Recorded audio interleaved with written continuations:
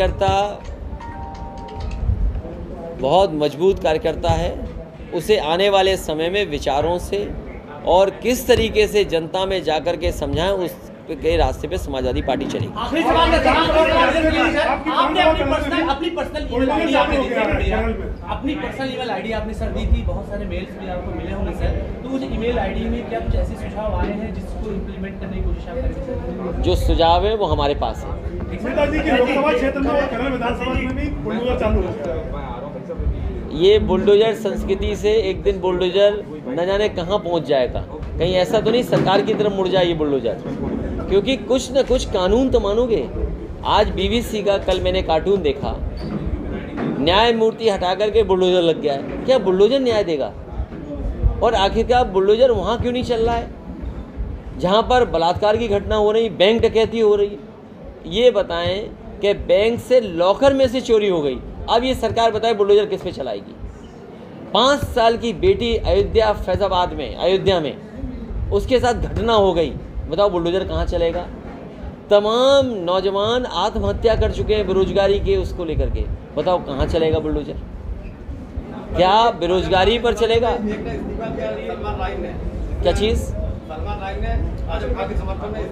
ये जो बातें आज हो रही है 2 महीने पहले क्यों नहीं हुई? तो अगर बेरोजगारी पे बात करनी हो, महंगाई पे तो मैं कर सकता हूँ।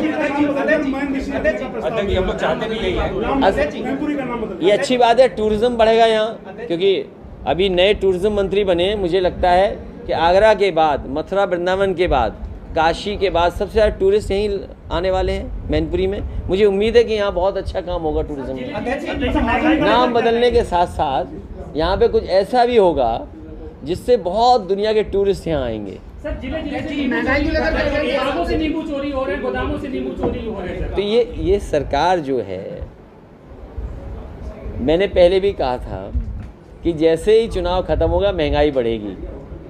80 पैसे 40 पैसे बढ़ा करके डीजल पेट्रोल कहाँ पहुँच गया, खाद डीएपी कहाँ पहुँच गई, और घर मकान बनाना बहुत महंगा हो गया, स्टील कहाँ पहुँच गई, जितने अभी सामान है घर बनाने का वो कितना महंगा हो गया, नौकरी रोजगार नहीं, कोई उद्योग कारखाने नहीं लगे।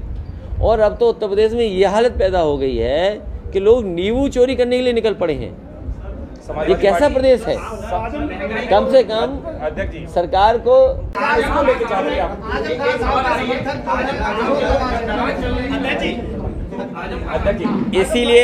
इसीलिए मैं कोई ऐसे ये प्रेस कॉन्फ्रेंस मैंने नहीं बुलाई थी, क्योंकि आप लोग इतनी बड़ी संख्या में दिखे, इसलिए मैंने कहा कम से कम आपसे नमस्कार कर लूँ।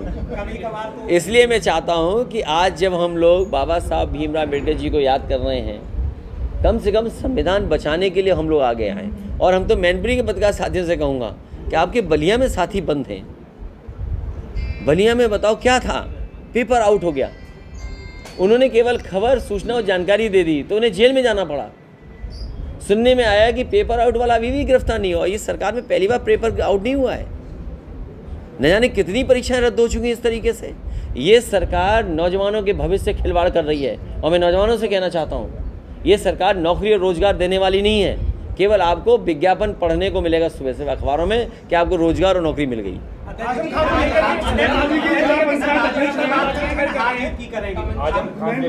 मैं उसमें कुछ ही नहीं बोलना चाहूँगा।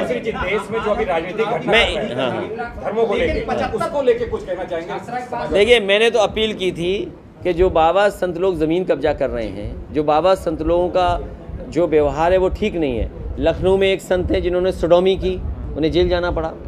सीतापुर के उन्हें जेल जाना पड़ा। तो इस तरह बहुत सारे ऐसे हैं जिन पर सरकार को नज़र रखनी चाहिए और उनके खिलाफ कड़ी कार्रवाई करनी चाहिए। सोचिए, रामनवमी के दिन नवरात्रों में हम हिंदू भाई लोग और हम लोग सब लोग हम प्रचार नहीं करते कि हम व्रत पे हैं। हमने तो नहीं प्रचार किया, लेकिन हमने देखा कि प्रदेश के मुख्यमंत्री जी बेटियों के, कन्याओं के पैर धो रहे थे, पूजा पाठ किया, और एक जो तरीका है नवरात्र में वो किया गया। और बताओ साधु संत क्या कह रहे थे बेटियों के लिए? क्या मुसलमान भाइयों की बेटी क्या बेटी नहीं है, क्या बहन नहीं है? लेकिन कम से कम अब जेल गया है, उस साधु की जानकारी होनी चाहिए कि वो साधु कहाँ से घूम करके आकर के आया है। बीजेपी के लोग बीजेपी का नाम लोगों की नींबू चोरी ना हो, कम से कम महंगाई कम हो। आज की मीटिंग केवल कार्यकर्ताओं को धन्यवाद था और जिस तरीके से बाबा साहब को याद किया उसका कार्यक्रम था।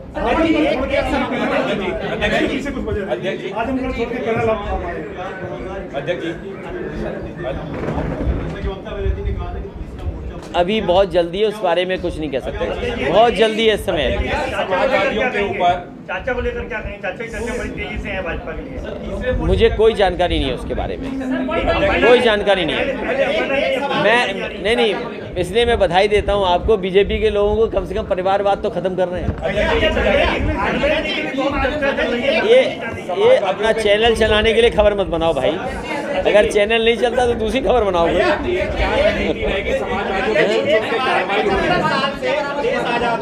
संविधान की बात करें, संविधान समाज सपना भारत ऐसा हो जो सोने की नगरी कहा जाता था, 83 करोड़ लोगों को खिला रहे हैं। आपने बेरोजगारी की बात करी, लेकिन कहाँ कमी रह गई जिसकी वजह से जनता ने आपको आशीर्वाद नहीं दिया? नहीं, उस पर ये जो हमारे साथी हैं चुनाव की समीक्षा पे सवाल पूछ रहे हैं, तो अभी मैंने कोई समीक्षा नहीं की है। अभी मैंने नेता कार्यकर्ता जो भी मिले हैं उनका सुना है।